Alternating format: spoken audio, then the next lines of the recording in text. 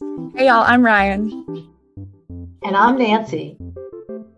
And this is Sci T, where we bring you engaging conversations between researchers and practitioners. We feature leading experts as well as early career researchers in psychology and beyond, who will be speaking with other professionals working in settings such as hospitals, schools, and governmental agencies. So grab your tea or drink of choice and enjoy the conversation. Welcome to Sci T. This is our first ever Get to Know Us episode, which will be a preview of the series End of Us.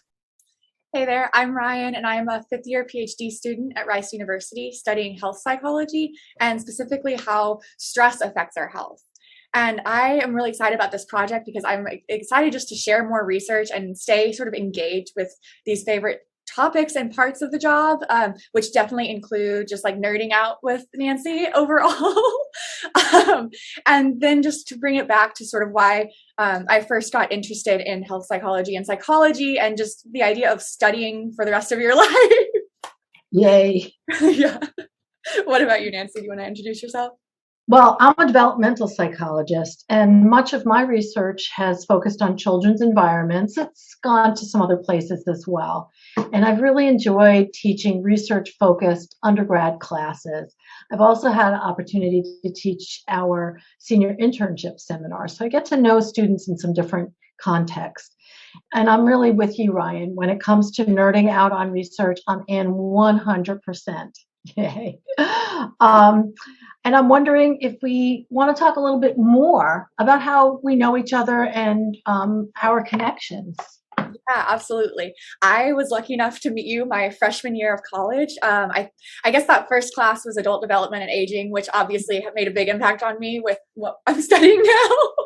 And I definitely just remember that class being so unique because of how you presented both research and music and arts and this combination of like the ways that we can learn what's going on in the world and with people's experiences and things like that. Like it was never just research focused. So even though it was a very research heavy class, there was always like an arts element to it. And I think that sort of underpins a lot of why we connected after that class and throughout just the different ways that we can experience people's lives and people's experiences and understand them. And I definitely remember that once so I ended up getting to work with you, right, in undergrad on a paper, and that was such an awesome experience. And in that time, I was playing tennis and doing all of these things, but it really was like, how can I reschedule my whole life around the idea of like getting to be able to be in this room with this group of people and with you especially, because it was such a fun collaborative environment where it was like safe to find my voice in research. It took me a while to feel confident enough to speak up and feel like things that I was saying would be like contributing something that someone else at the table wasn't saying. And so I'm really grateful for that early time with you because I think that it, in a similar way to how I hope this sort of helps, right, is just finding your voice in this space and in these spaces that are not super designed for like 20 something women as well. So I think just being able to see you as a role model in this world was huge for me. And then being able to really just stay excited and curious about all of this was a huge part of why I think our connection is so strong. And then lastly, I'll just say like two last things, which are that you were my like surrogate parent, even on my senior day. Like you brought me flowers when my parents couldn't be there, and that was such a special experience as well. And I just remember that sort of senior year being like the best of my times were definitely when we were doing research that we'll get to talk about in these conversations as well, right? But we were able to kind of create this whole project around our interests specifically. So I'll turn it over to you for things that you experienced as we were sort of getting closer and getting to be friends. But I can't understate, or I can't overstate the impact that you've had on me and still have on me, just being like wanting to stay in this field. Ryan, thank you so much for that. It makes me feel just amazing, and it's such a mutual respect that we have for each other. And not only have you grown, and I've seen that over the years, but you have helped me really, truly. And I've stretched myself. I would never have done this project SciT. I'm so excited, but to be able to do it with you and just to be able to do it with you, I think we complement each other really well. And you had mentioned that early getting involved in doing that research with myself and some other colleagues. You came to the meetings and that was fantastic. And then just you would say something and comment, and it's like after a while we realized we needed to ask you more. What's your take on this? And then do you want to write this up? What do you think about the coolest presenting at a conference? And I have to, thank you for the heavy lifting on some conference presentations.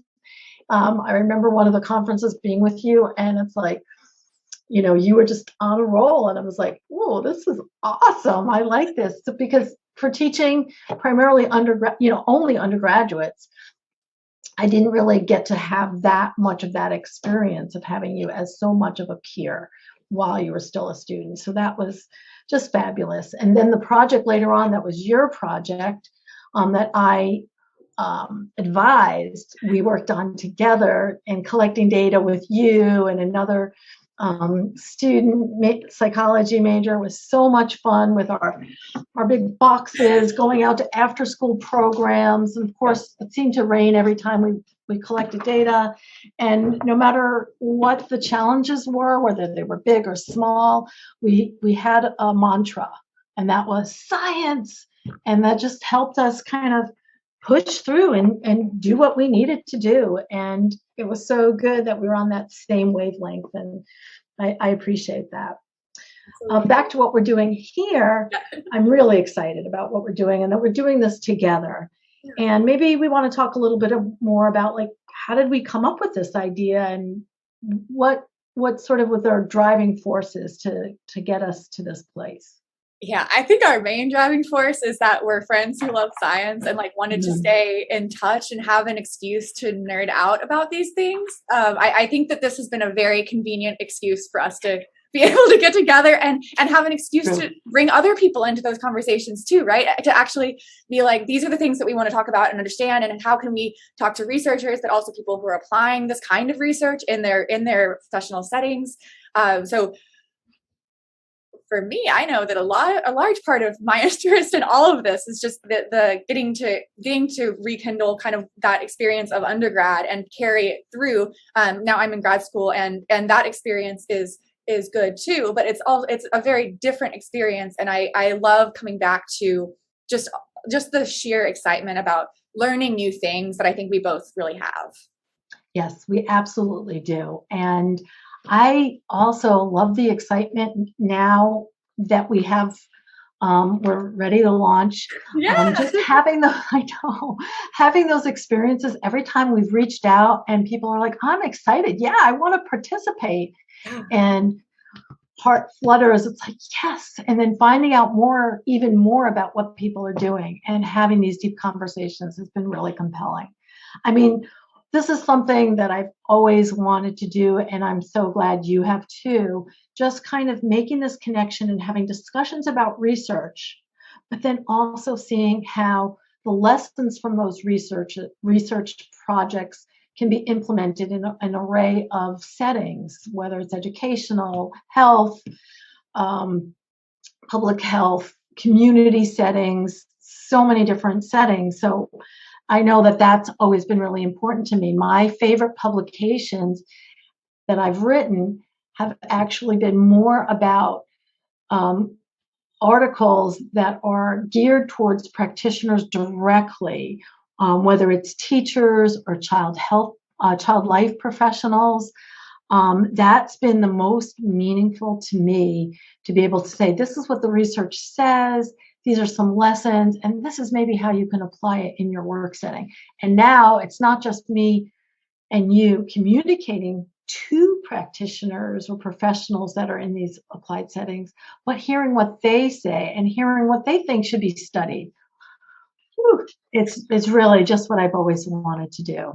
Absolutely. So. And I remember as an undergrad loving that you were doing, proactively seeking out ways to sort of do that level of communication. And I think that that's a large part of why that visibility of your interest definitely helped me kind of understand the different ways that you can move through academia and also be like trying to impact outside of academia, which is I think what both of our goals are here, is really to move beyond just journal publications and trying to get more back and forth bidirectional communication between the people who are actually involved in this kind of work on the like front lines. Absolutely. I mean, we value the publications, not only in being part of them and participating, but reading them. But we really want to share science and go beyond the lab and go beyond the classroom. And I think that's what we're doing here. Absolutely. So maybe you can tell folks a little bit more about, how the episodes are going to go, what some of the topics are, and so forth. Yeah, I'm super excited. So a few of the topics that we have coming up early on will be focused on things like individual differences in risk assessment, which is very relevant around the pandemic, and just how we conceptualize like our place in the world and how dangerous things are, and how sort of we all have a different level of sensitivity to different levels or different types of risks. We're also going to be talking about how childhood exposure to violence relates to psychopathology, which is of course a very important topic. And then again, back to things that we talked about a little bit when I was an undergrad with you, was sort of how we can build nature into interior design in a way that it helps to facilitate either healing or sort of whatever the goal is of a space, the idea of sort of building nature and specific elements into that space. So those are some of the topics that we're specifically interested in. But we also have really awesome guests coming up for these topics. So Nancy, do you want to tell us a little bit about maybe our first episode? Oh, absolutely. So our first episode is going to be, we have a couple of guests, but they are Leah Deffenbaugh. Leah is the STEM outreach manager at For SciGirls, a PBS TV series that gets kids really excited about science and technology. And her colleague, Dr. Barbara Billington, she's an instructor, a researcher, and she also writes for SciGirls, and she does training for science teachers in K through 12 to help them see how to sort of engage kids, be excited about science, have the teachers feel empowered to engage them. And the conversation with them is fabulous and so much fun. And we're really excited about that first episode, starting off with this particular combo, this particular dynamic duo. Yeah, what a combination of people. I mean, and the work they do is just incredible. And I feel that way about all of our people. Yeah. So we in future episodes, we'll have guests who, again, are from a lot of different who are professionals in a lot of different settings where you're applying the different like psychological concepts that we're talking about.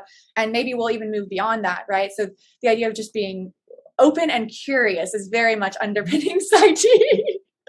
But we have, again, more people like Nirva LaFortune, who is a Providence City Councilwoman who we'll be talking with.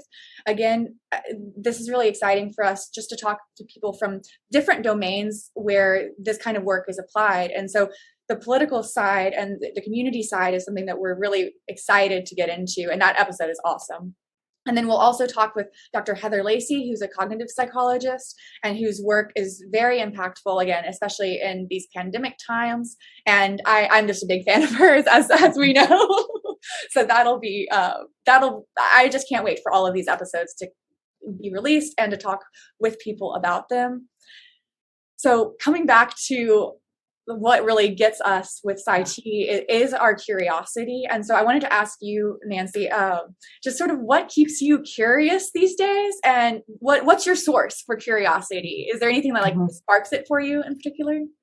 Well, certainly individual people do, but sometimes when I don't have a chance to be with people, I certainly turn to a couple of things. One is just traditional media and keeping up with the news. There's so much to pay attention to, and so I don't pay attention to everything, but I pay attention to things.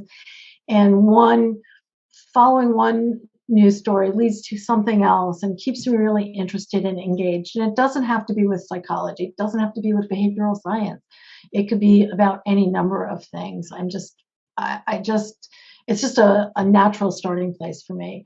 And then over the last year, I have to admit that I have found academic Twitter, and yes, I was nervous about it at first. How do I do this? But Yeah. I can follow people that they could be in my discipline, my little narrow niche, but then they can be studying and talking about other things, whether it's political or about public health, which is so important.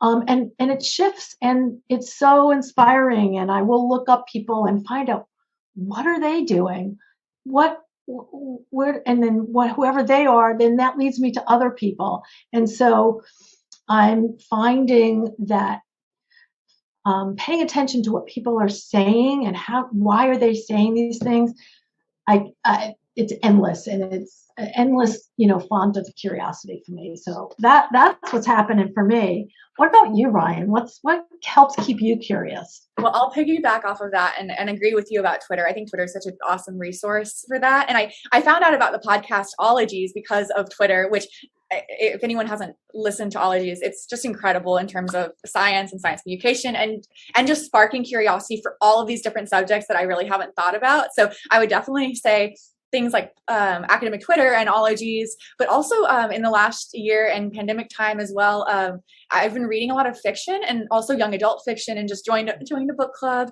And I think that just reading fiction or just other people's perspectives or experiences is such a lovely window into people's lives, and especially interest in psychology or early life experiences. A lot of these coming of age young adult books are so interesting, just to think about how what you're reading is kind of reflecting a lot of the things that we're kind of learning about.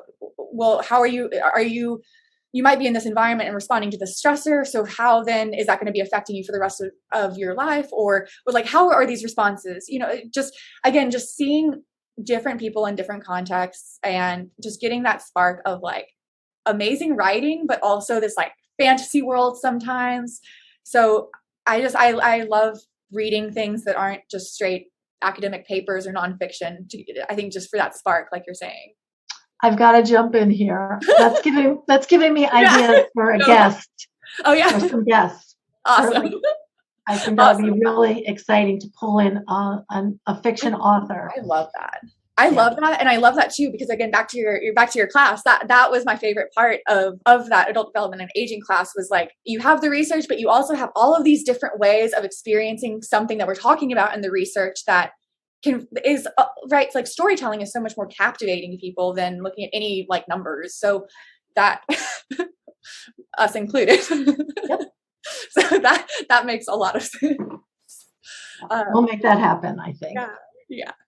And we also really want to know what kinds of discussions y'all are interested in. So please let us know what you're most excited about. Leave comments on videos.